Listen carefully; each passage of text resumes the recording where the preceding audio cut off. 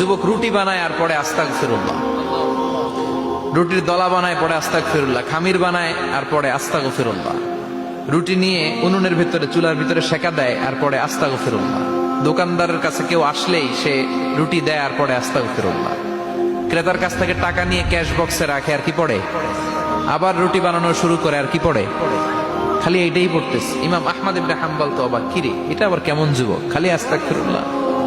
উনি প্রশ্ন করলেন, যুবক ঘটনা কি? আসার পর থেকেই তোমার দেখতেছি তুমি রুটি বানাও, রুটি বিক্রি করো আর পড়ো আস্তাগফিরুল্লাহ, মালাকা ইয়া শাবাব।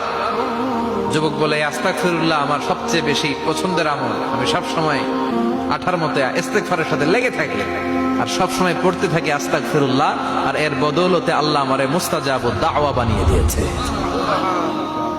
আহমদ ইবনে হাম্বল তো অবাক, আনতা মুস্তাজাবুদ দাওয়া, তুমি মুস্তাজাবুদ দাওয়া, রুটিওয়ালা। আমি এত বছর হাদিস পড়াই, আমিও তো মুস্তাজাবুদ দাওয়া না, আর তুমি রুটি বেচো বাজারে, তুমি মুস্তাজাবুদ দাওয়া, তুমি দোয়া করলে সব কবুল হয়ে যায়। যুবক বলে, না আনা মুস্তাজাবুদ দাওয়া, আমি আমার জীবনে যত দোয়া করেছি কবুল করে নিয়েছে কে? সব দোয়া কবুল করে নিয়েছে আল্লাহ, একটা দোয়া ছাড়া। কয়টা? আহমদ ইবনে হাম্বলের কৌতূহল, কিউরিসিটি আরো বেড়ে গেল, কি সব দোয়া কবুল হয়েছে একটা দোয়া ছাড়া? মাযালিকা দুআ ইয়া শাব, কি সেই দোয়া? যুবক এবার বলতে শুরু করলো, আমার জীবনে যে দোয়াটা আল্লাহ কবুল করে নাই সেটা হচ্ছে, আমি আল্লাহর কাছে অনেক চেয়েছি, অনেক দোয়া করেছি যে আল্লাহ, শুনেছি এই জামানার সবচেয়ে বড় মুহাদ্দিস, তার নাম নাকি ইমাম আহমদ ইবনে হাম্বল। আল্লাহ তোমার কাছে আমার চাওয়া, আমি যেন এই ইমাম আহমদ ইবনে হাম্বলরে দেখে মরতে পারি, আমি যেন ইমাম আহমদ ইবনে হাম্বলের হাতে হাত রেখে মুসাফা করতে পারি আর তার কপালে একটা চুমু এঁকে দিতে পারি।